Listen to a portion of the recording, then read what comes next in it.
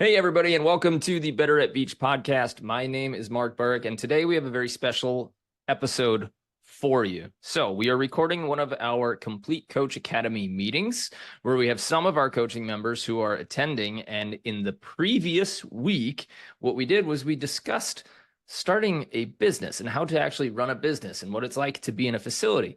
And if you haven't heard yet, I personally became an investor in the new largest beach volleyball facility in Austin, Texas. It's called ATX Beach, and we're super excited about it. It's going to be one of our home bases for camps, which means we're going to be running 3 to 4 events there per year. You'll be able to find our links on ATX's Beach's website, and you'll be able to find ATX's links on Better at Beach's website. So we're fired up for that. And if you're in Austin, if you're in Texas, if you're anywhere, and I know everybody wants to visit Austin now. It's like the new hot town. Go there, ATX Beach. For our coach members, let's get back to business. For our coach members, we had a lot of business questions. And so what I wanted to do was bring on LJ Luciano, who is the owner, operator, and mastermind behind getting ATX Beach started. So we're going to ask him a bunch of business questions, a bunch of volleyball questions, all of the problems and hiccups that he ran into trying to build this facility and the advantages and disadvantages that he thinks he had. So we're going to do that. And then at the end, remember, we're going to run that episode. So I'm just going to talk back and forth with LJ. And then at the end, I'm going to let the members of our Complete Coach Academy actually ask LJ a bunch of questions that he can answer. So we're going to leave that on the podcast recording as well. If you do want to become a member of the Complete Coach Academy, where we talk about coaching problems as well as building business just like this, then head to betteratbeach.com/coach. Links are also included in the podcast below, as well as our recording maybe for YouTube if it's on there. The second thing is if you want to become part of a complete player program where we look at your video and analyze any skills and techniques and strategies that you have, you can go to betteratbeach.com/coaching. I know that's confusing. However, it's all on the website, so you can find it there if you want to become a member, and we can work with you personally, and then you can get the live Q&As from masters of the mind, just like LJ. So everybody else, you guys, please keep your mics quiet if they are in a noisy environment. But LJ, you and me are going to chat, buddy. Sounds good. I want to hear a little bit about you. So how did you get into volleyball? Tell me the story behind Wannabe, one of the most popular volleyball brands. And then we'll start getting into actual ATX Beach once we got a little background on you. Okay. Sounds good. I appreciate it, Mark. I'm definitely not the orator you are, but I will try my best during this meeting. So I was a tennis player, basketball player, and this is how I came to the group was water volleyball, actually. We had a water volleyball court in college at an apartment complex, and I moved to Austin. I started playing water volleyball with a bunch of sand players, and I moved into an apartment complex that had 3 sand courts. So after water volleyball, I would go play sand volleyball. And it became a little community of new volleyball players that had never played sand. And we got tired of texting each other, so we created the Facebook group, the San Wannabes, just because we wanted an easy way to communicate with each other on who's playing where, when we're playing. And then I just started adding people to the San Wannabes group. And from there, it kind of took off organically in ways I didn't know it would. Now we have close to 4,000 members in San Wannabes, Austin. We have over 2,000 San Wannabes, Dallas, over Houston, Corpus Christi, South Padre Island, mostly Texas. I went to some other groups that were already established, and I said, hey, would you mind switching to a San Wannabes affiliate? And so I got OKC to switch over. That's how I got Corpus Christi, Waco. And so I basically created an affiliate group. It's free. It's really just for talking anything and everything regarding volleyball. We kick anybody out that doesn't talk about things that are appropriate for volleyball or fitness. Mm-hmm. And we really moderate the groups. I think that's helped to grow them. And we've always been to Switzerland. So we grew and grew. And during that time, I realized that I wanted to run a beach volleyball venue. I'm a BW player. So my influence in the group was tournament directing, marketing, the San Wannabes. And I just took over a lot of tournament directing and saw things I liked and didn't like about tournaments I played in. For instance, South by the Island had a 30-year run with this open tournament, and they would not finish the finals because of lack of sunlight. Bobby Jones with Project Serve ran some NBL qualifiers, but he wanted to be a player, so he didn't have time to be the tournament director. And Aussies needed help. So I just kind of became this person that helped run things. And then I did my own tournaments through the San Wannabes. They became kind of the signature tournaments in Austin. During this whole time, I knew that I wanted to run a venue. I talked to investors, but land in Austin was way too expensive. What kills you in Austin is parking. You can get a place to build courts, but then you need just as much space or more to fulfill parking requirements for the county or city. And that makes it astronomical for building a venue. So I had some land deals fall through. Then in 2021, Austin Pickle Ranch reached out to me to run their volleyball program. They were going to do indoor pickleball courts, outdoor pickleball courts, and sand volleyball courts. Well, that fell through because of cost and COVID, and it was and lots of permitting because there was a spring on the property, so you had to go through environmental issues. So that fell through. So that was probably my fourth attempt at owning a venue, running a venue. And then about 6 months ago, Austin Pickle reached out to me and said, "Hey, we want to come back to this volleyball idea, but we're not going to build from scratch. We found an existing property that has buildings. It used to have a driving range, and we think we can take advantage of the fact that this has already been zoned for outdoor sports recreation. It already has restrooms, cost savings galore. You know, a project that was going to cost them $10 million down to $2 million. Do you want to be a part of it? But this time, we don't want you to be our employee. We want you to own it." And I had never raised money before. I've worked for startups. I've been a part of them. I worked for Dell and Oracle, IT sales background, outside sales background. And I just said, yeah, I can raise the money, not knowing if I could. You know, I watched a lot of Shark Tank and I listened to NPR's How I Built This. And there's some common themes in those two shows that everybody just takes a leap of faith when they want to go become an entrepreneur. And most of the time they have to take that leap of faith and quit their current job and pivot a few times. And so this was my opportunity to do that. And I said, yeah, I can raise the money. So if you want, Mark, you want me to get into how I raise the money, or is this a good path? Yeah, let me go back and then we'll get back to money raising, which I think is really scary for some people. One of the things that you did say was that we talked about you essentially acquired existing Facebook groups. Yeah. And that's actually something that I've been really interested in doing, because Facebook has already populated itself with customers and participants and people that you want. You know, people in all different cities have already created these little pockets of really enthusiastic volleyball players. So I've always said to myself, well, okay, well, how do I incentivize? Because we have a really nice affiliate program, which we don't get the word out about at all. And we can actually monetarily incentivize the leaders of those Facebook groups to just post a free blog, and then they could start just raking in money from people who clicks on that. However, just haven't gotten to it yet, which I think is stupid. You know, we're always working as hard as we can, but I think that would be one of the biggest sources of the group. What I want to know from you is, to get somebody to change their local Facebook name, which they've kind of grown, how did you approach them to turn that into a Wannabes, like another company / brand? What did you say to them, and what was the win for them that you gave them? Well, I had to come in really soft. You know, hey, I run the Austin group. We're growing. This is not a money play. That was big. I'm not trying to take your members. I'm not trying to make money from your members. I feel like we can, by creating a network that's under the same name umbrella, we'll have more influence to get partnerships, to have more reach, you know, to have pros come to town. Or I would explain to them that my goal was, I would compare it to a VFW or Elks Lodge.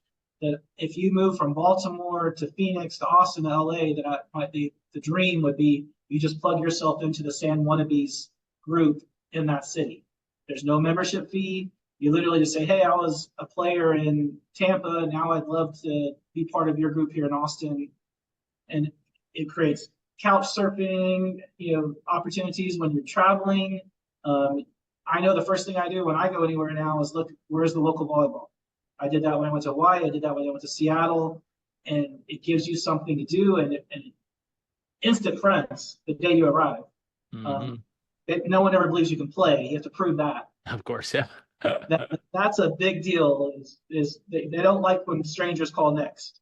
So I would come in with a soft play that, like, if you become some part of the San Wannabes network, you'll be part of something bigger. And it's still your group. I'm not asking to admin it. I'm just asking to share stuff in there, change the name. You still run it how you want to run it. That was huge. You still maintain control of your group.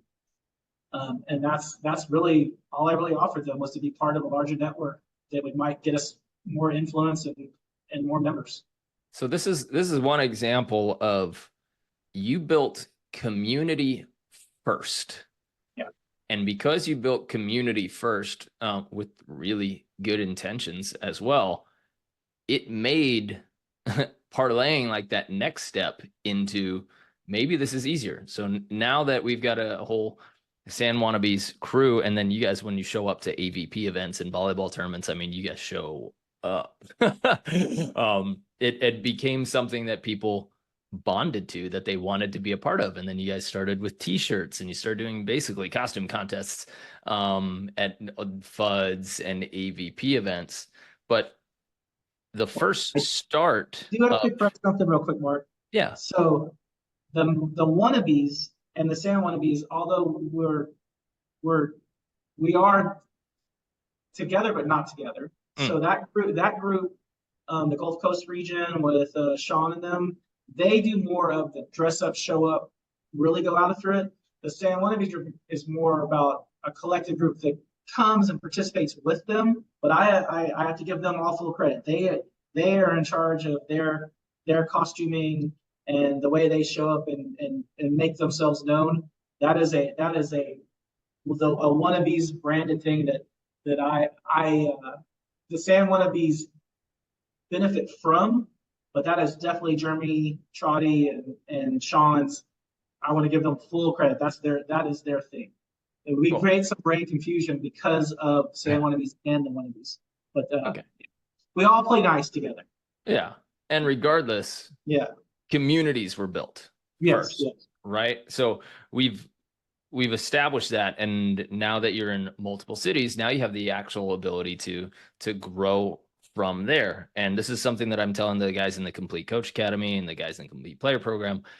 Hey, if you don't have a volleyball group in your small town, if you're worried that all of the open players are the only ones in that volleyball group, just start posting or start your own, and then have those conversations. Facebook makes it free. Meetup.com makes it free. WhatsApp makes it free. Just start with one person and ask that person to add one more person. Because number one, you're going to get a lot more friends.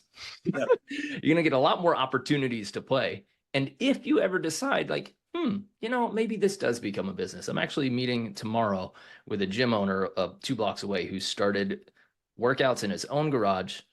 He invited 4 guys, then he invited 4 guys twice a week. So that's 8 guys. Then it got too crowded. Too many people wanted to do his workouts. He started a gym. Now he's starting a gym in a neighboring town here in Redondo Beach from Santa Monica.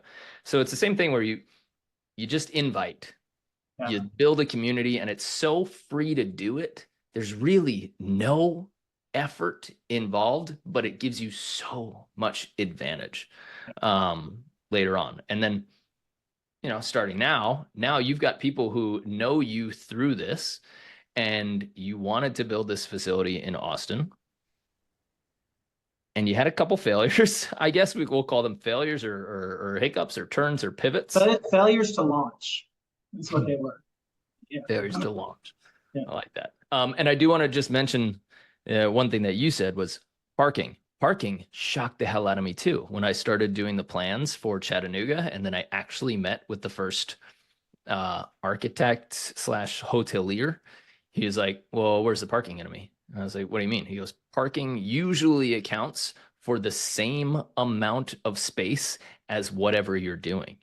So if you think, oh, it's going to take me, okay, I've got a quarter an acre, so maybe I can fit 4 volleyball courts on there. You need another quarter of an acre fully for parking. And there is like zones and ordinances and permits and everything. So you need to understand that. And then you also eventually, I don't want this to stop anybody from going forward, but eventually you just pick up the phone, you call the city website, you say, hey, I'm trying to do this. Who do I talk to about legal permits for this? And they have the whole thing where they say, okay, that's this guy. And you talk to him, you ask him questions, and he gives you the answers. But that parking thing was something that I did not realize. And then bathrooms being mandatory, in Chattanooga, you have to have a permanent building. So I was just like, well, why don't I just set up courts just like we're in a park? Like, we don't need a bathroom. We could use a porta potty. They said, you can't run a business there unless there's a permanent fixture, which is going to have bathroom facilities. That's in Chattanooga. And I'm sure Austin's probably got more stringent rules since it's a bigger growing city. That is the only reason that Austin did not have a big multi-court facility. It was because of what you just discussed, the parking, the bathrooms. So you would have people come in and think, oh, I want to build a 10-court facility, and then it would fall flat because there were too many hurdles. Randy Metter, who owns District 249, it's kind of a Texas legend player. He gave me advice at Motherlode almost a decade ago, though. He said, find existing space that already has a parking lot. He said, look for car dealerships, look for old clubs. And that's what he did in Houston. He had a rodeo and nightclub that already had a huge parking lot. So he was able to build 10 courts there. And so that sent me looking for car dealerships that had shut down. And even though I didn't find the space we're at now, his advice came through. It's an existing property, so it's already zoned. It already has the bathrooms. It already has the parking. It already went through everything you need to do. You just have to do the change of use. So if the key, I guess what I'm saying is, unless you have buku money, you don't want to build from scratch. You want to find an existing structure that already has an existing parking lot and convert it. Otherwise, it's hard. I'm not going to say impossible, but it's hard. That one sentence right there is going to change all of the searching that I'm doing in the places that I'm doing them. And it's also, when I'm looking at campgrounds for a future place for us to run adult summer camps and set up a little family like compound near some water so we can do this all in one cool natural place, I'm currently looking at existing campgrounds, existing resort parks, because building all of that is more expensive than buying it when it's already built, which is kind of crazy, but it is. And that's how it is now. And so now that I'm looking at like, oh, these wide open grass, all I got to do is dig down. Well, no, you don't just got to dig through the grass and dump sand. Like, there's gravel to lay, there's a soil grading, there's somebody who's got an environmental thing, there's a flood zone that requires water to pass through it in case the local river floods. There's all this stuff where you can save all of your time. And thank you, LJ, because I'm going to ignore all of this flat land stuff that I'm looking for and say, oh, no, there's nothing existing there. Let me just see if I can retrofit this into a big warehouse, or use car dealership is smart because they got big parking lots, don't they? Yeah. Thank Randy. That was Randy's advice to me. All right. I like that. Okay. So that's your first little cheat code, guys. If you are looking for a facility, take a look at something that would fit a couple of volleyball courts and has a parking lot already established and probably plumbing and stuff. Okay. All right. Now, you finally got this opportunity, right? So you got the opportunity, somebody who wanted to build with you. And this was a pickleball company that wanted to build with you. How did you get connected with them? And then if they're the company, why did they ask you for money? Why did you have to raise money? Let's get into that. Okay, so back in 2021, Katie Lindelow, who was a LSU alum, AVP main draw player. She's now the head coach at LSU. She and I are friends, and because of San Wannabes, and she played in some of my tournaments. And then Lindsay Rosenthal, who was runs Silver Beach here, they somehow Tim Klitsch, the owner, now the owner of Austin Pickle Ranch, that had this idea to partner volleyball and pickleball, went to them, and both of them said, "Hey, who you need to talk to is me." All because of tournaments I ran and because of the San Wannabes network. They're like, if you want to talk to somebody that knows the sound, I don't want to sound egotistical, but really knows the ins and outs of beach volleyball in Austin and Texas and the scene, and come to me. So Tim called me, didn't even introduce himself. He says, if I want to make impact in Austin, how many courses do I need to build? And I said, well, that's a loaded question, but 10 is the magic number. And he's like, why 10? I was like, because it's double digits, and you could advertise that you're the largest beach volleyball facility in Central Texas if you get 10. And that started a little relationship with him and his business partner. We met. I took them on a tour of all the venues here in Austin. I took them to Houston for tours and showed them that, hey, I can be your guy to run your facility when they want to be work for them. Mm. So 3 years later, Tim calls me and says, hey, I know we failed 3 years ago. We're back. We have a better opportunity. Do you want to do this? So it was literally the San Wannabes network and running all the tournaments that I've ran that got me referred to them. I was literally referred to them. I didn't find them. They found me. Wow. Yeah. Nice little advantage there. Yeah. It helps to be able to name drop once I'm on that conversation that, hey, I ran the AVP post parties, that I know you and Casey and Patterson and Chase Frischman, and, that not only do I know the pros, the local scene, but I also know some of the big names. And, some people care about names. Yeah. I mean, they want somebody who's already woven into the community, right? If they're going to invest, because smart people who are trying to put their money, and we'll talk about how you raise money and who you raise it from. But when you're looking for bigger chunks of money from smarter people who are actual investors and are going to be frugal and not just kind of donation based and hopeful based, but when they're looking for it, they want to say, what relationships does this guy already have so that he can get people to walk in the door? Because if you don't have 500, 1,000, 10,000, 100,000 people ready to walk in the door, you're going to bleed money for the first year, 2, 3, before you start. And some people can afford that. They can afford to hang on. Some people give up. I ran classes for 3 years where we had a scheduled class every week. Sometimes one person showed up and I was out there for an hour and a half with one person coaching them. But I held on to that. I held on for 3 years. And now we've got camps going in multiple countries and multiple cities. Not everybody would be willing to hang on to that. Not everybody's partners in life would be willing to sit through that while you're sacrificing money currently in order to build a future. It's like when a band's trying to make it. They play at a lot of empty venues. Yeah. And if you listen to like Joe Rogan, all the stand-up comedians, and you're just like, you hear them make $7 in a night, and they try to do that every night. So, okay.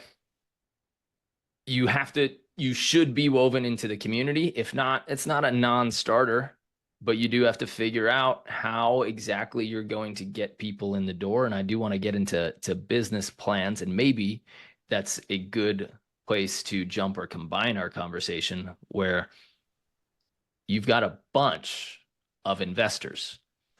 How did you choose what the investment would be, what percentage people would get, how many investors you were allowing to come on, and who did you talk to help you out with that, or did you come up with it on your own?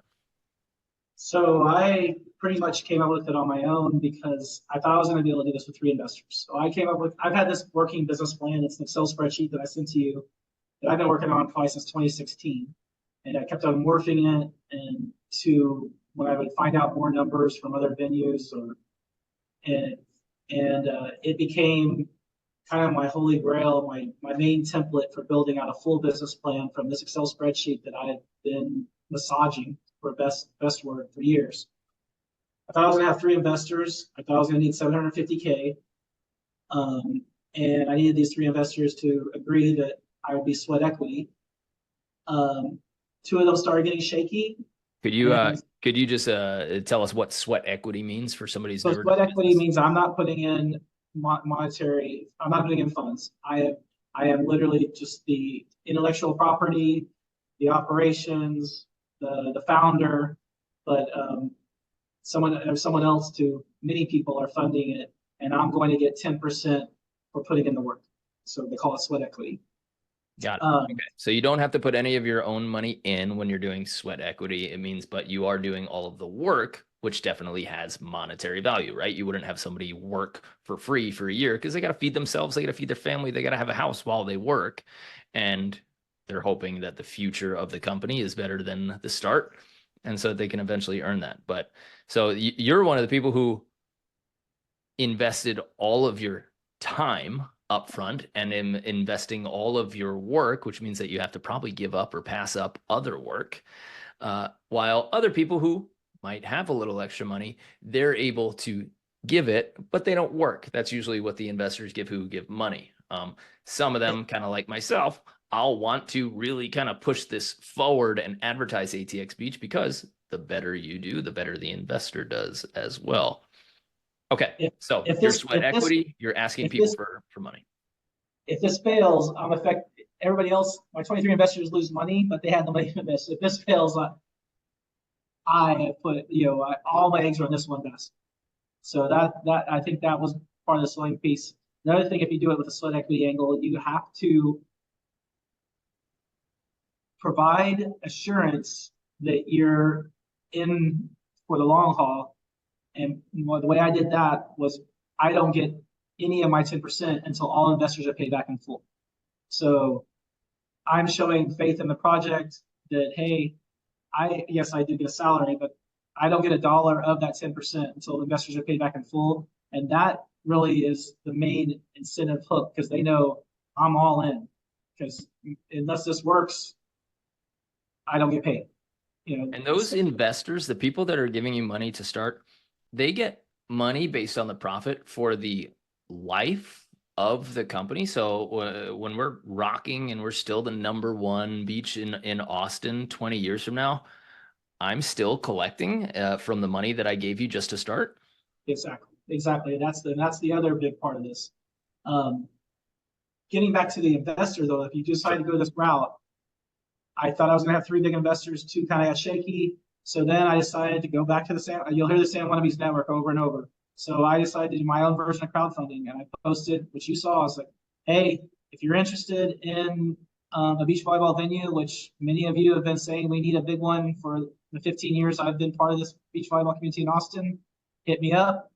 I'll go over the business plan with you. You can visit the property. And the San Wannabes community came through. I have 23 investors, and all of them are beach volleyball players, from rec to pro like Mark. So that was how I got 2/3 of the funding. One big funder, a lead investor for sure, that helped me not have to get another 10 investors. But really, it was my version of crowdfunding and making those 2 promises. First of all, they love beach volleyball, so they were interested. 2, I don't get any money until you're paid, and 3, you get paid your percentage for the life of ATX Beach. So for 750 for starting, and there's going to be a ton of questions, I'm sure, from our members about how you decided how much you needed. But what was the minimum buy-in for an investor then? So every 1% was $80,334. $8,334. I didn't care if a person bought 1% or my lead investor that bought 30. I wouldn't do 0.5%. That was the only rule I really had. So, and I treat my 1%ers as well as I treat my 30%er, because it would not have gotten done without the whole pie. Small pieces to the big pieces. And doesn't it help, just kind of like in anything, when for the coaches out there, when you're creating groups and when you're starting to build a class, and you tell people, hey, they're already signed up. I just need 1 more. I just need 2 more. this is maybe you know it from your sales positions, but it's one of those sales tactics that absolutely works when you have limited space, which you do when you've created a threshold for people to spend money. You say like, okay, 8,000 is the lowest that you can do, and we've only got this many more spots. Even if you've got a ton of spots, it creates that need to say, hey, you need to fill one of these or you get none. Right. And so if you're designing a program like that, that's why number one, it's definitely easier for you to, if you're a coach or a program operator, for you to hire a specific number of people that are required for that specific number of spots. In the beginning, I would leave my camps open to whatever. And then, 3 days beforehand, once people realized that they ran out of time, then we'd get 20 signups. And then I'd be scrambling all day just to get a coach to be able to cover these people. Now we set time limits and we set spot limits. If we do have the space to add extra people, then you might see on our site like, hey, we got 3 spots left. And then a week later, after those 3 spots are filled, I look for another coach and I say, hey, I know it's last minute, but we have some more people interested in the camp. Do you want to come coach? And so when they say yes, then I can open up more spots.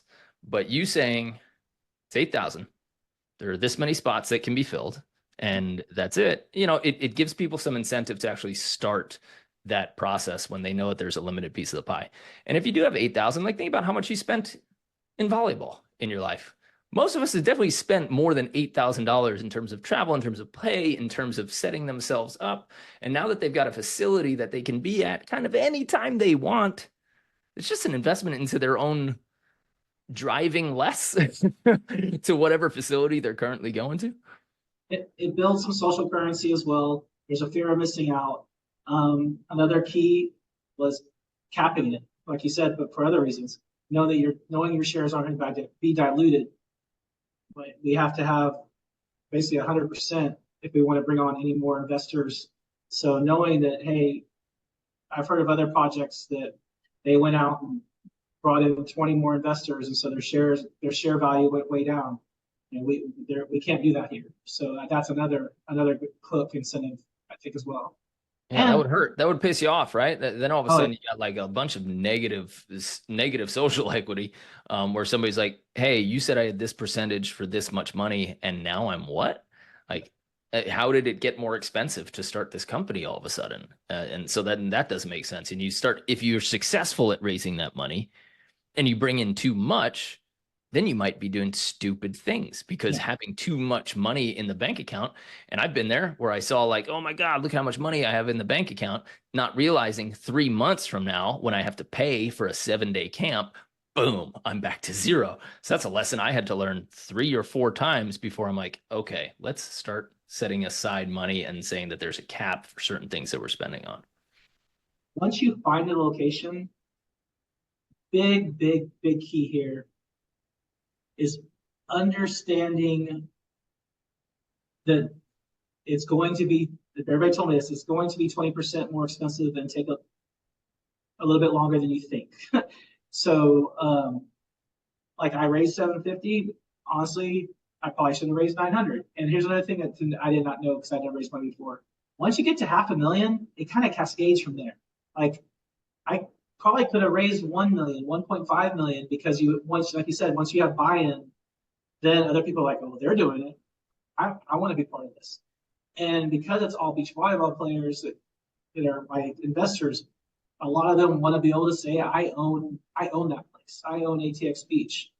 So I honestly could have raised more, but you have to get that first group. And getting that first group over the phone or through Zoom does not happen. Whether they're your best friends, family, you have to show them the venue in person. My close rate in person was probably 80%. My close rate over the phone or through Zoom was abysmal. I mean, it was you and a few others that actually didn't do the on-site tour. I got to a point where I wouldn't even pitch it unless you came to the site and did the tour. Oh, wow.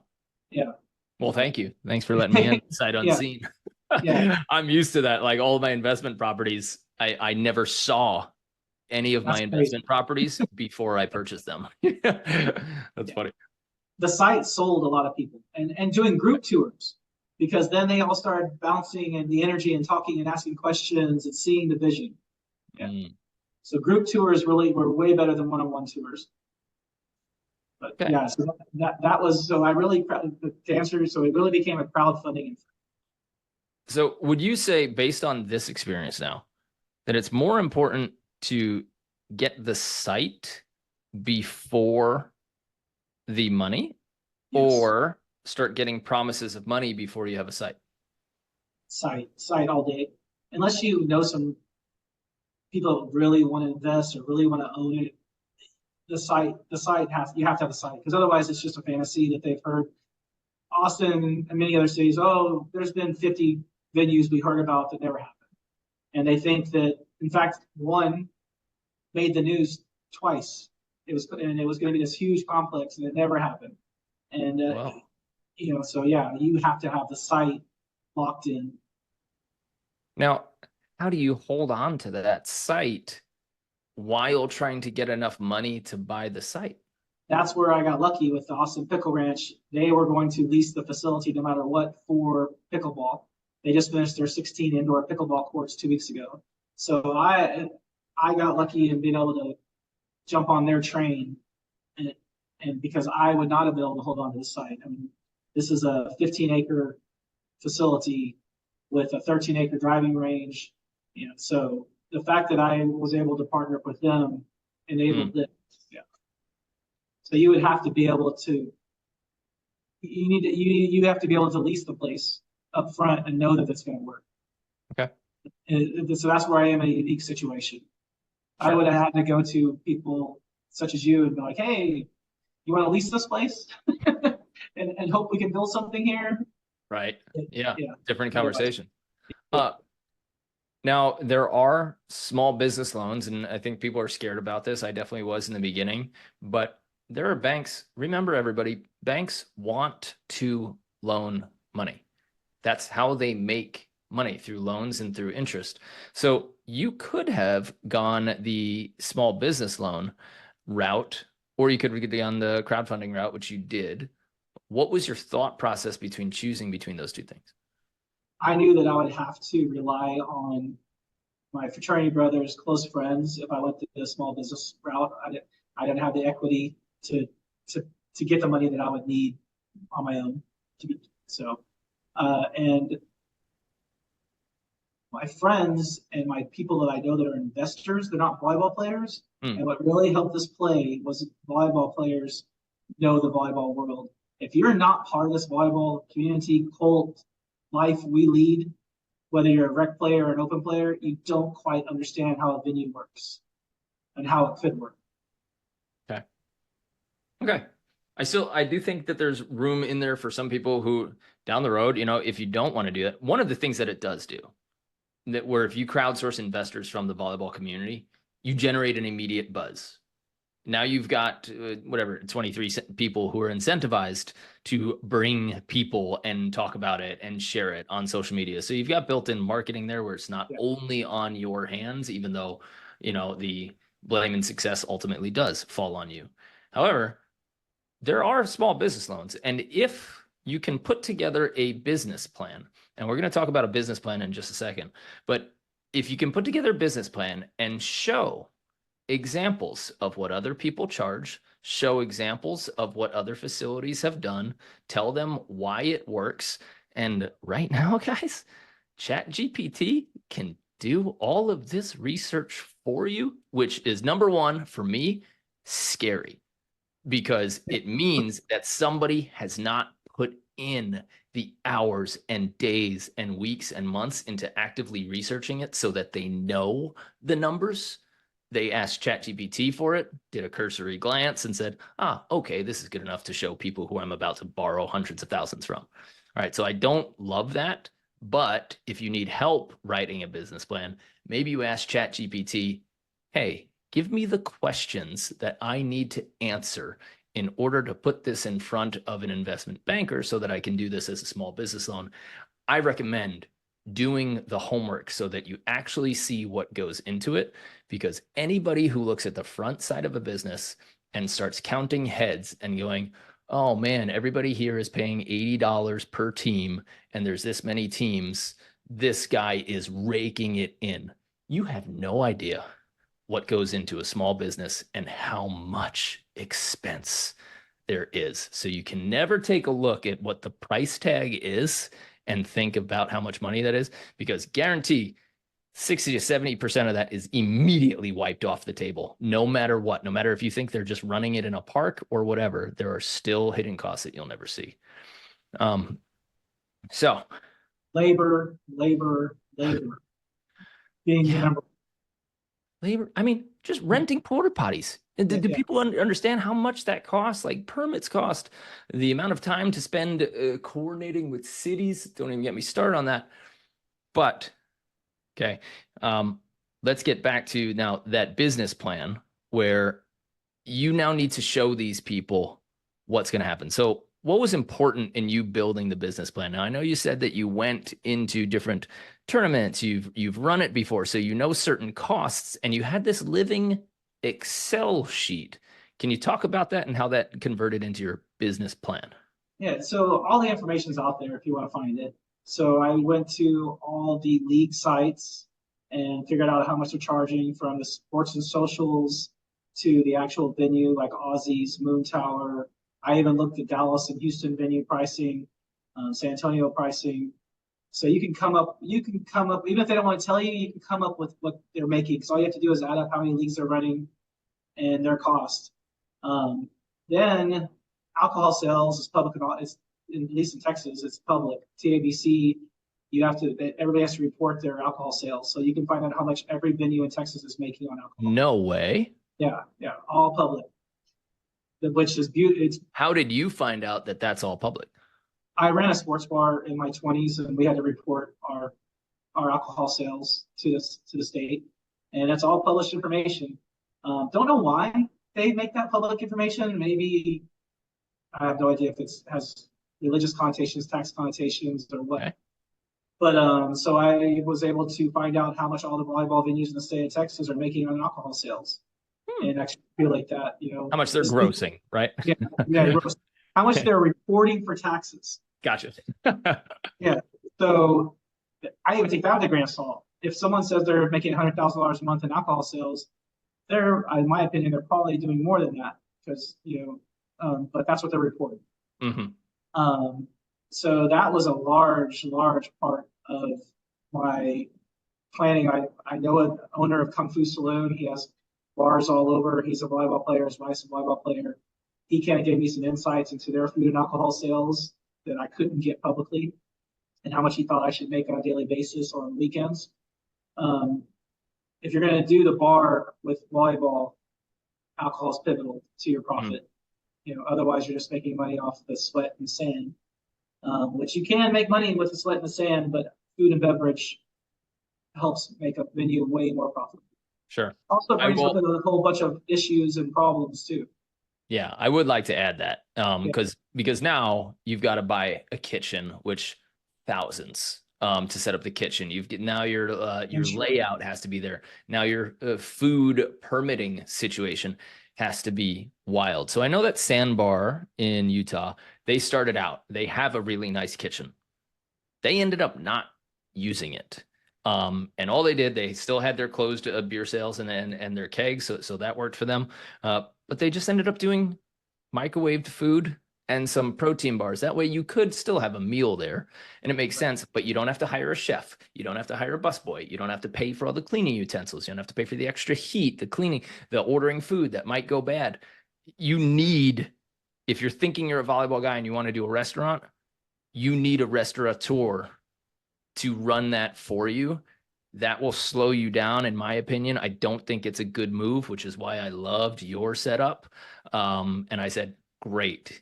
He hasn't decided to double down on restaurant bar. It's already kind of pocketed with him, and he doesn't have to spend his time learning how to become a restaurant owner. He can be a volleyball owner. And that's what I liked about ATX Beach.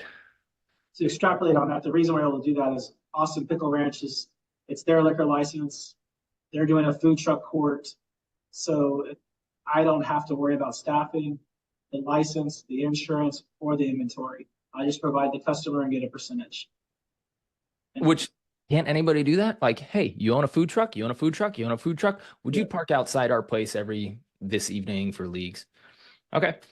So we're talking about business plan. Why is he getting all the prices from other places? Number one, part of a business plan, if you guys don't know, I didn't go to business school, so I had to figure this out in the last 10 years from 29 to 39. You have to figure out what you're going to charge, how many people you think you will get in there in the first 3 months, 6 months, 12 months, year, 2 years, 3 years that you're going to take to build. You have to know that you're not going to open the doors and see 1,000 people pour in. And when you charge for that, you have to know how many leagues are you going to run? How many kids are you going to have in your club? How many tournaments are you going to have? What is the gross income that you're going to see for a full year, 2 years, 3 years? And how do you get to that number? Every one of those numbers needs to be accounted for by a price tag, by what you're going to charge. So if you're saying, I'm going to run volleyball tournaments or I'm going to run leagues and you're going to make, $7 million a year. Wait a second. Are you charging $2,000 per entry per tournament? Like, that's not going to happen. So you have to understand how that money comes in first. And then the sad part comes where you start figuring out every expense from garbage bags. And this fired me up when you told me during your pitch, you said, I know the exact garbage cans that I'm going to buy. You have to know how much they cost, sanitation, insurance, what you want to pay the different roles, like a league director versus a court maintenance guy versus a website designer, how much you have to pay for various software to be able to run that, et cetera. So that's what's involved in that business plan. Yeah. And so you decided. Part of the business plan also, all that information you dive into, is it gives you the competitive landscape. And so you know what you have to do, because you're going to take market share from people because we all know each other in the volleyball community. One of my good friends is 3.5 miles away with 4 courts, and we're going to be direct competitors. We are direct competitors now. The place that Aussies that I used to do their social media for, and run their tournaments. So knowing the competitive landscape is pivotal. I mean, it's paramount. Right. Okay. What were the most important parts or shocking parts of that business plan of learning the expenses and income? So what was the most important income things for you? And what were the most, I guess, surprising expenses when you finally did them? So income-wise, the biggest surprise, and I should have known this, is the twos world is not where you're going to make your money. I love the twos world. It's the world it's my favorite part of beach volleyball. But if you rely on twos tournaments, you're going to struggle to fail. You need the fours, the sixes, the rec ball. I call it the family reunion ball, because you need the meetup groups. Your main pay the bills, consistent income, leagues. For sure, without a doubt. Leagues, number one. Number two, I thought would be tournaments. Number two is not going to be tournaments. Number two is going to be either private rentals, private events, fundraisers, or the juniors program. I don't know which revenue stream is going to be second place. We'll find that out over time. Tournaments is fourth place for revenue, because you have to do most tournaments you pay out cash. If you do a twos tournament, you don't bring in that much in team fees. So that was probably my biggest surprise, that tournaments are going to be my fourth revenue stream. Then probably fifth will be merch. Mm-hmm. In fact, I'll even say this: clinics and camps and training are going to make more money than tournaments. That's shocking, because I mean, coaching, when you said fours and sixes, I was like, okay, he did the same research that I did. He came to the same conclusions. He talked to the same people that I did, at least some of them with the same opinions, because fours and sixes leagues are just huge, where you have 12 people on a court versus 4. And then you parlay that into beer and food sales and maybe some merch sales. For us, merch sales still 10 years into this is a negative. Like, it represents a loss for us, but we figure people want to wear some of our stuff. It's cool. We like that we get to see it at different tournaments. So that's under our marketing budget. But anything, when people are like, oh, how many shirts did they sell this week?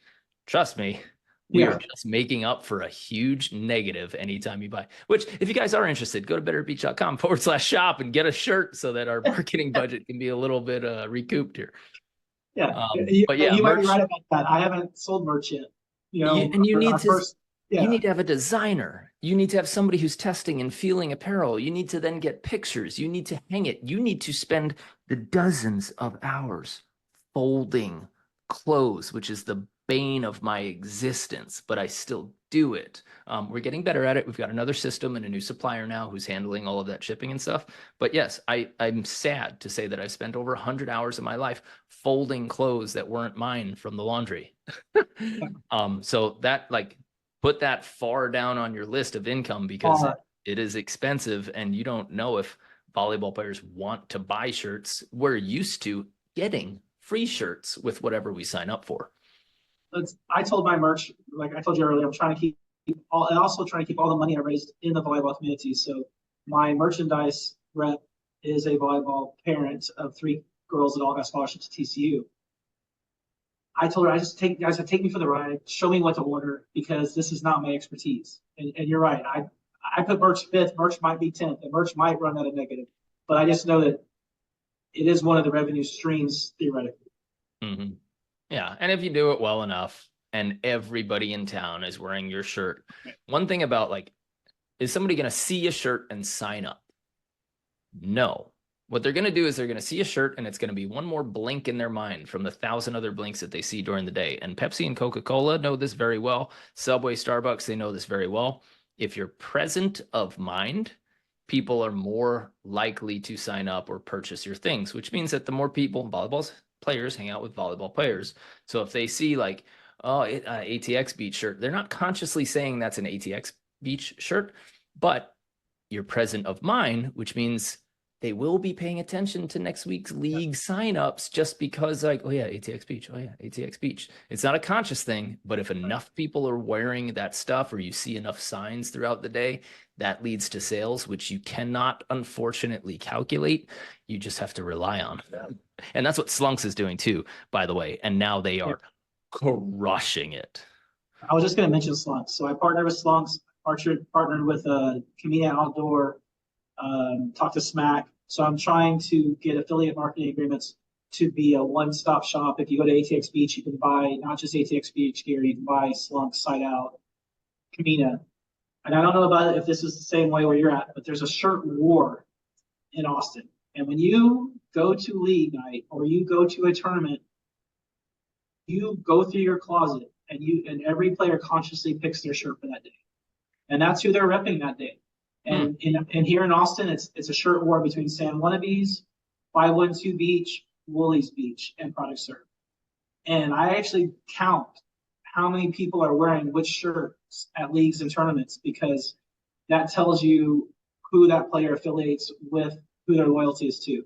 And it's an interesting little mind game there, but yeah. You'll see a person, they might only own one San Wannabes shirt, and they'll wear that shirt to every single tournament. Yeah. Okay. So probably too much talk about merch, but yeah. So getting back to your surprises, labor. I mean, I ran a sports bar. I ran it and before, and I've been part of labor, but when you really start making a schedule, you're like, oh, maybe I can run that day because labor. It becomes the biggest expense, and you start figuring out where you or one of your investors, like that's another thing. Some of my investors have volunteered to take on shifts. Wow. Yeah, having 23 investors has been great for that. There's one negative, and it's not a big negative, and negative is not the right word. When you have 23 beach volleyball players, they all think and they know how to run a beach volleyball venue because they're beach volleyball players. So I get a lot of feedback, and a lot of it's good feedback. But sometimes it's overwhelming to get feedback from so many voices that they do know something about beach volleyball, whether they, and so I have to listen and be like, is this a nugget that I can use? Or is this a thank you, I'll take that under consideration? I get a lot of feedback. I think that's why those major companies, they run their investors meetings once a year. Like, hey, get all your stuff out on the table. All those ideas you've been holding on to, great. But we see it with the AVP. Thousands and thousands of people think that they can do it better and do this and do this. And it's like, have you paid attention to the last 40 years? Do you know every single move? And you know nothing about behind the scenes. You only know what comes in front. But a good surprise. Insane expense to run an AVP tournament is bonkers. But I will say for the AVP, they're currently a side topic. Their marketing, their Instagram, finally their YouTube, way better. They're doing it this year. I'm so proud and so happy of them making the move to YouTube, making the move to get great social media people with highlights, which, you know, my company's known for like 10 years. Like, people want highlights of cool plays, and now they're doing it really well. So I'm pretty happy for the AVP Beach marketing team this year. Looking forward to some better and bigger tournaments in the future. Way improved. A good surprise I'm going to tell you about. Sponsors, private events coming at us. The word's not even out completely. We haven't even gone full bore. We don't even have doors on our restrooms yet. But yet, private events, they want to host them here, and people want to put their name on signage around the venue. So that has been a pleasant surprise that I haven't even had to go search that out. So sponsorship dollars are going to be something that is in that equation of revenue streams. I had a talk with Nick Fusilli from Highline Volleyball in New Jersey, and they've got an indoor facility up there just outside New York City. And, you know, we talked about the people who you're just trying to bring in, people who want to run corporate events. So if you're running a salesperson and they're busy, you know, getting league signups, if they successfully sell one team on a league, that's $180, maybe 200, whatever your league costs. If they spend the same amount of time, but they sell a company for a corporate event on Friday night or Saturday night or a Christmas party or a Thanksgiving party, boom, that is a $20,000 hit, you know, for the same amount of time and energy. So corporate events, I think, have to be a major part of that business program, which sucks for a volleyball player to hear because they're thinking volleyball, volleyball, volleyball, volleyball. But it's like, well, you can throw birthday pirate parties, you know, have kids digging in the sand. And then Vancouver, six-pack volleyball. I know for a fact that they make more income on indoor archery tag with foam bows and arrows than they do from volleyball. You know, they take down the net, they put up all of their inflatable obstacles, and they have adults leagues where they're going and kids leagues with archery tag. So you have to keep finding, you have to keep searching, and it might not come through volleyball, but you will be able to create a place for people to play volleyball. And then the other stuff becomes, you know, gravy on top, or maybe it just fully supports your ability to do that. But that's what a good business person has to do. You have to understand when it's time to pivot, what to look for and what to absolutely ignore and stop. For us, I realized that every time we ran a one-day clinic when we traveled, which a lot of AVP players currently do, we lost money. And I didn't know that for 2 years because of how much time it takes to organize and send out the emails and market and get people there. So now we only do 3-day events as our minimum, you know, aside from our local classes. If you're not paying for all that marketing, if it's just a one-off and you're trying to, you know, pay rent for that month instead of build a business, different story. But when we've got a team that we need to pay and limited hours for that team, we had to stop our one-day events because it was useless to us. And it doesn't provide the coaching quality. Sure, we can fill it up with 200 kids and then, you know, one highliner coach, but no one's learning there. And that's not what our company was about. I think we both use the word pivot like a lot. Like you could do a drinking game and be hammered off the word pivot, but it is probably the most pivotal word. It really is. Because like I've been approached about beach tennis, and I had to tell them that's still only 4 players on the court. I still get more value out of 4s or 6s. I understand beach tennis is becoming a thing. I understand spike ball is becoming a thing. You know, they call it round net now. But is it how many? You know, what's the revenue per square foot? Yeah. You know, on adding something that's only going to provide 4 people. Now, if you're showing me a sport that's going to bring me 100 people on 4 courts, way more value. Mm-hmm. Yeah, right. The only thing that can equate to that would be like dodgeball, Yeah. you know, to a 6-on-6 volleyball. Yeah. And once you have the facility, the easiest thing now for people to do is rent. If they can't build their own, they just have to say, well, we got to rent. Same thing in real estate, same thing in everything. So that's the next easiest move, which means you have more control, you have more ability for income. Be like, hey, you want to run a beach tennis? Yeah. Okay. This is how much we make for these many hours for a sixes night. So I'm going to charge you double that because it doesn't support my business goals in terms of growing the volleyball community. So you have to upcharge that, not equal it when it steers away. That's why for us, any partnerships or affiliates, if it's not directly aligned with our goals, I charge so much that I'm hoping that they say no so that I don't have to spend time going in another direction because I work so hard in the directions that I'm going in. When you say yes to all these various opportunities, they pull away from what your main direction is. And if you're not focused as a leader to go in one direction, you're going into the ground anyway. So you use the word focus there. I think I told you this in one of our conversations. My question here on every decision we make is, does it enhance the player experience? Because there's things that a lot of venues I go to, can they water the courts? Do they have shade? Are they going to provide some kind of water station or nutrients or something? Is it, like the example I give is we got free tacos for a Boomtown event, which is a huge charity event I'm on the foundation for in San Antonio every year. They were terrible. People threw them away. I ate everything. I threw mine away. And in our recap meeting, I said, no more tacos. They're like, why? They were free. And I was like, because people threw them away. They were terrible. That was our number one complaint about the tournament, besides I didn't get enough work on my team. Right. They don't think about free tacos. They think, well, I paid for this, which included free tacos. Yeah. Taco experience was terrible. Give me my money back. And you're like, oh. That's the example I always give. So when I make a decision here, I built this water spigot per court because I want to be able to water all 8 courts on a hot day in Austin to speed up that tournament, or just to provide for players to cool off when they walk off the court. Yeah. And so the question I try to ask, like I said, I'll say it again, does it enhance the player experience? And I feel like you run better at beach that way. Does this, a 3-day camp is better than a 1-day camp, And so that's the way I'm trying to model ATX Beach. If it's a no or a maybe, if it's a no, it's definitely off the table. If it's a maybe, let's think about how it can enhance the player experience. Mm-hmm. And you got to deal with the players that can't tie their shoes even. I mean, that's where you're going to make your money, is off of providing a fun atmosphere for even the people that can't get a serve over the net. And you have to keep that in mind. Love that. Is there going to be, so we're going to wrap this meeting up because number one, I need you to make sure that you are running ATX Beach and getting back into time, which, we'll chop this up to marketing. Really appreciate you being on, and we have to let our members ask some questions.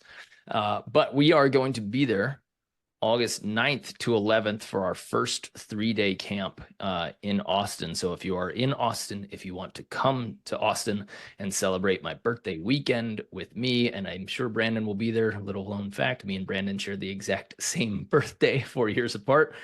We will be in Austin, Texas. So please come on out to our 3-day camp and let's open ATX Beach from the Better at Beach side, even though it'll be already running. However, for those of people who are listening, if they do roll through Austin, is there a way for them to get involved, to come see it? Where is it? And of course, list the website. Yeah, so atxbeach.com, ATX Beach on all the social media channels. And if you're not part of the San Wannabes network, ask to join that as well. That'll get you information about all the events in Texas, not just at ATX Beach, because I still want to maintain that we are the one place for all. So I'm still maintaining San Wannabes as a marketing tool, a community that also provides value to ATX Beach. But primarily atxbeach.com or ATX Beach on Instagram or Facebook. Awesome. LJ, thank you very much. Appreciate your time. We're going to have you hang out here. We're going to officially end the episode aside from the Q&A meeting. But we hope to see you at our 3-day camp, and take a look at betterbeach.com/camps to see anyone's upcoming. We'll be running 3, maybe 4 events per year in Austin. It will be our home away from home, and we are absolutely looking forward to it. And if you are in Austin, sign up for the leagues ASAP and get those tournaments going. Support LJ and support this new business, which is going to be, by the players, for the players. Absolutely. All right.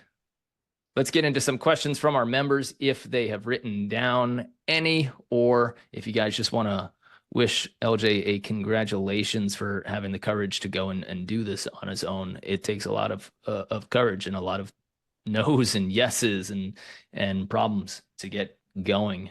But if you guys want to turn your cameras on, and if you have any questions, go ahead, and mic's on, camera's on, blast away. Hey LJ, yeah, really great work on all that. That seems like a huge undertaking. Yeah, you must be very proud of that one. I had 2 questions that kind of came to mind. We started a grass league down in Australia, and primarily it was 4-on-4s. And right now it's pretty small scale, maybe like 60 members. And we've just been using our own personal capital. I guess my first question is whether or not it's worthwhile finding investors to build things bigger, purchase a vehicle, or continue to use our own personal capital to avoid having to work with investors and manage all that from. Do you have your own venue for the grass tournaments? Where do you rent? This is rental from council, and yeah, that's a bit of an issue on its own, right? Because we're a commercial enterprise, so we don't get the same priority as a nonprofit group. And yeah, we kind of get what's given in terms of the night of the week, so we don't get to pick and choose as easily. I mean, I would only bring on investors, one, if you can provide an ROI that they're going to be interested in, and 2, whether you can grow to the point where you need more capital to may have more courts, more tournaments, more leagues, more players. I mean, if you're running at a profit right now on your 1 night or 2 nights a week, why not stick to that model, and maybe in the meantime be searching out another venue that you could control your own fate. That's the ultimate goal always, is a place where you control your own fate. Right. At this point, I wouldn't say oh, go ahead. Mind if I add something to that? My sister-in-law, who's a really smart person, worked for Goldman Sachs, was a VP of a Japanese bank, and now they're running Tradition Coffee Roasters, my brother's coffee business. Her standard is, until we are bursting at the seams with sales of our current programs, with our current machinery, we don't open up or we don't spend on something new. So if you're to the point, and this is what Sandbar did as well, if you're to the point where in 30 minutes, once you release your league announcements, it's sold out, you have the opportunity now to spend more. But if you don't have the sales ability yet, which is a skill that you can develop and you try and error, until you can sell things out fast, confidently, and you can just close your eyes, snap your fingers, and do it, without thinking about it, don't make a move to add on a huge extra expense where it gets kind of dangerous, and then you're worried about that, because once you start worrying about finances, then you get dumb decisions. So I would say, if it were me, I would make sure to be bursting at the seams, selling out before you decide to start a whole new program. That's been one of my personal struggles with my company, is we kept adding new programs before we knew how to sell other programs. And it looks on the surface like it's kind of cool and fun and we're a great business, but it's been exhausting and stressful, and people lose jobs because you overspend, and you have to figure that out and figure out what's best for the business. But I would say bursting at the seams first, then expansion, if I could sum that up into a sentence. Okay, I need some sales courses then. There's a lot of them out there, and a lot of them are expensive, but they're also available on YouTube and on Instagram and everything like that. So Mark couldn't say that better. And plus, once you expand, you have to hire, and then that's just more labor costs. What was your other question? The other question was in terms of that actual league. We've got majority in the sort of like A and B level, but one of our struggles we started finding was the lower levels. We'd have quite a variety of those folks, and a lot of them would sign up in the singles sort of department, and then they'd get paired together with other singles. And we kind of commonly came into that scenario where people were unhappy with the skill levels that they got partnered with. And I was considering going with Mark's sort of leveling system of like kind of grading them ourselves. But I was wondering if you had any experience in how to make a good atmosphere for those that are not at the same level, especially if we Yeah. don't have quite enough of them to make their own sort of category. See, that's the problem. Like, I don't deal with the individual sign up. It's a bring your own or it's a blind draw tournament. So I wouldn't be able to help you much there because putting single players together that never touched a volleyball, it's just not a fun experience for people that have touched a volleyball. So that's a hard one. But I mean, if that's what you have to do, if you have to have singles to form a league and create teams, um, I don't have. I feel sorry. I don't know. I don't have the right answer there. That's hard. I will only do bring your own teams. Yeah, I'm not going to try to match skill levels for teams. I don't have the bandwidth to do that either. Yeah, it was a bit of a headache, but yeah, maybe I'll follow up with Mark and Matt on those ones later on. Yeah, for that, I mean, classes is a big struggle for us when that happens. So now we have largely beginner and intermediate class, and then we have a by instructor approval only above that. And so then the people, which are very few, who think they're at a certain level where they're beyond everybody else, then they'll message us personally and we'll say, hey, yeah, you got one shot. And then we'll talk to the coach afterwards and they'll say if you belong in this class or not. But if they can't figure out their own teams, they shouldn't put the work on you. You know, that's not your job. You're not a team recruiter or a partner recruiter. What Sandbar, again, does really well, and I think ATX Beach is going to utilize this pretty well. They have a Sandbar subs Facebook group. So they have leagues and tournaments. And every night, because they've got hundreds of players, every night there are no less than 5 people looking for, hey, can somebody fill in? Somebody's got babysitting. Hey, can we fill in? Like somebody had overtime or can't come. And that is one of the busiest Facebook groups that I've ever seen. And it's got one sole purpose, right? To replace those.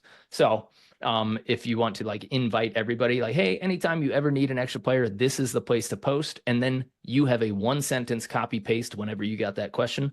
Sure, this is the place you post that. Good luck. Nice. A study came out. I don't know why they needed a study for this, and it had the top 10 hardest sports to play with a beginner. And the top 3, I don't remember what given order, were tennis, volleyball, and golf. And yeah, because in basketball, you can tell that person just grab the ball, catch the ball. You'll provide type of value. Football, block that guy in front of you. If you can't pass a ball or swing a tennis racket, or it's a miserable experience. And so that's why it's very hard in volleyball to create true beginner leagues, because it's not very fun.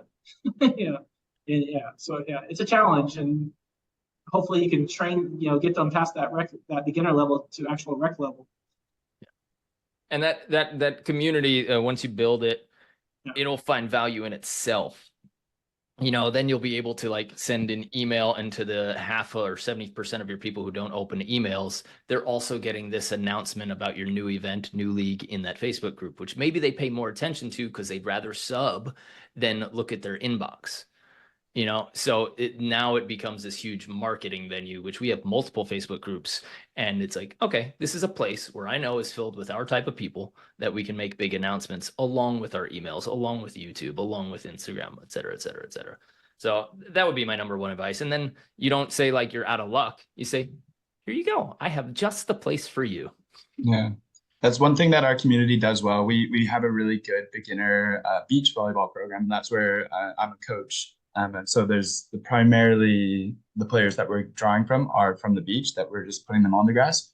But then we do come into the moment of they're relatively new. They've learned these skills from the beach.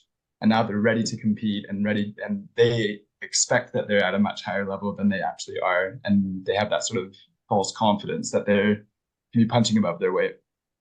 Yeah. One of the fun experiences we go through in camps, because every beginner was introduced to the sport by somebody who's already playing, right? They needed an introduction or an invite.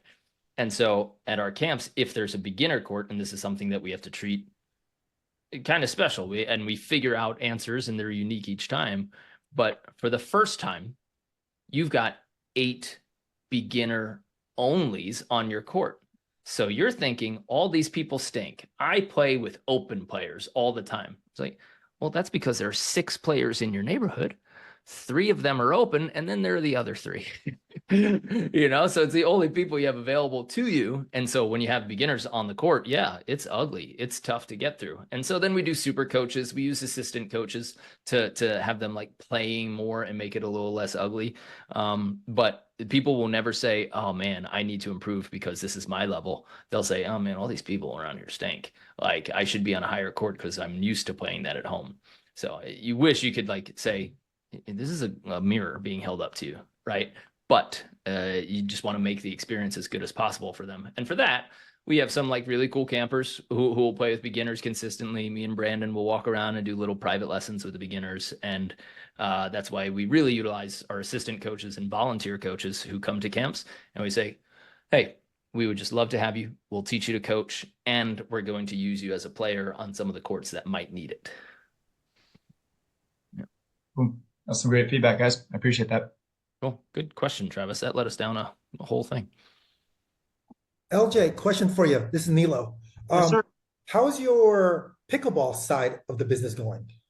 So the pickleball, Julian really get into that. The Austin Pickle Ranchers are my landlord, and they built 16 indoor pickleball courts, and they're killing it because it's hot in Texas.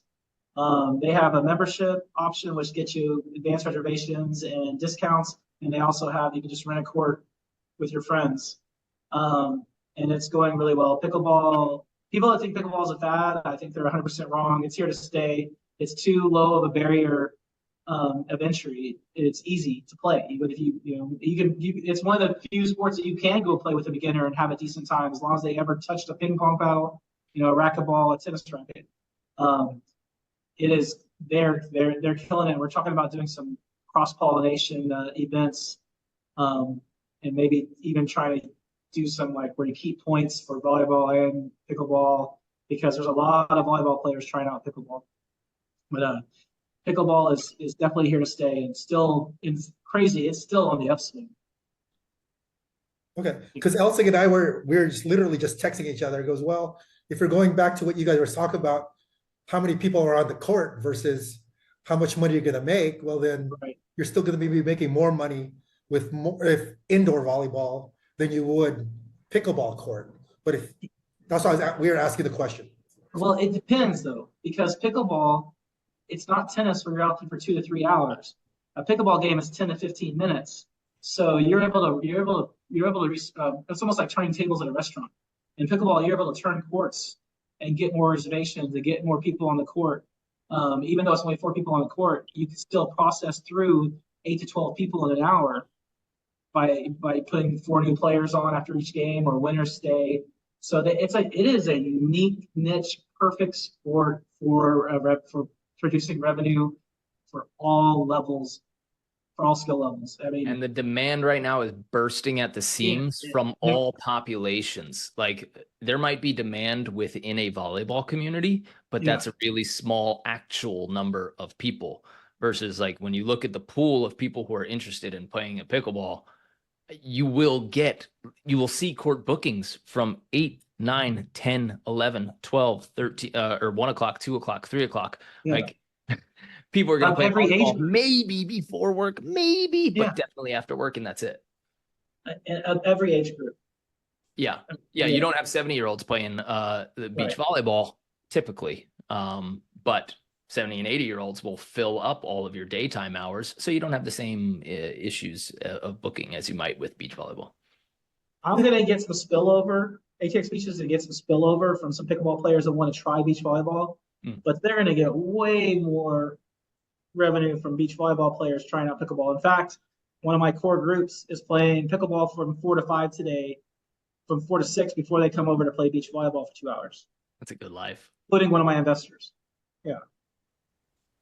Now, on the business sense, are you guys splitting? I mean, is that two different payments? Like if I wanted to play beach and I wanted to play pickleball, that's two different We are two memberships. separate. We are two separate companies. Okay. They are my landlord, and that is it. With ATX Beach is 100% separate from Austin Pickle Ranch. We share the same property. Okay. Yeah. And we are going to partner up for a lot of stuff, and share revenue in certain areas like the food and beverage, but no, we're two separate companies. Okay. Thank you. Yep. Wonder if there's more opportunity for people out there who are just looking for old driving ranges and like driving range / mini golf courses that are kind of run down the way you did, because we converted a driving range to a beach volleyball court, which had built-in shade already, because that's what's over the golfers, and flat, easy to grade, soft land, which is a huge advantage. So, and already zoned for outdoor recreation. fantastic. That's the biggest key to the whole thing. No change of use with the city. Yeah. Which sometimes is easy. Right. Sometimes sign a paper, make a phone call. Okay, come into the office, sign a paper. Yeah, I don't have a problem with it. I know that like the Chattanooga mayor, he was super sports friendly, wanted to bring in a bunch of things. So I started meeting with city council members and high level bankers and hoteliers really quick when I was there. And it just all depends on the person you talk to. And so interpersonal skills become really important. Practicing pitches become like hearing how you sound when you do presentations and everything. It'll count. It'll give you some bonus points, but yeah, you just have to say, hi, city council member, what is the process like for converting this C2 zoned, which is for, a supermarket, into a sports venue? Is it the same permit? No? Okay, what does it take to change? Okay, great. But those city numbers, which I don't know why I was so scared to call cities for so long, they're so helpful. It's so nice to actually talk and get it. And I will say, everybody get the email response from that city person to prove that an official told you this thing is this thing. Do not rely on the phone call. Say, just recapping what we talked about on the phone call today, can you confirm this, this, and this, and this via email? I've seen people run into it and have huge issues and like, look, I spent all of this money because you told me exactly this. So I've seen that happen. You got to get it in writing. What he talks about with the phone call here, because of COVID, Austin created this seminar Zoom program. I can usually get a 15-minute meeting within 2 days from every department with the city of Austin. And yeah, it's crazy. Yeah. Literally next day on a lot of these departments, you only get 15 minutes to explore the topic, but but you get some questions answered, or you don't get some questions answered. They play ping pong with you to other departments. Yeah. But like you said, it's not that scary once you actually start having the conversations. All right. Anybody else? Megan, Carl, say, you guys got anything? Cool. All right, guys, thank you so much.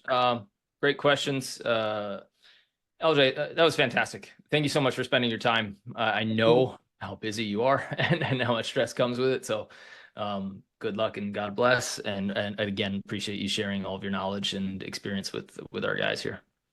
I thank you. I know I talked fast in the beginning. I hope I corrected my cadence as I got more comfortable on here, but I appreciate it, everyone. I appreciate you, Mark. I can't wait for August, and we're going to make this place rock and roll. All right, everybody else, thanks for listening. We'll see you on the sand.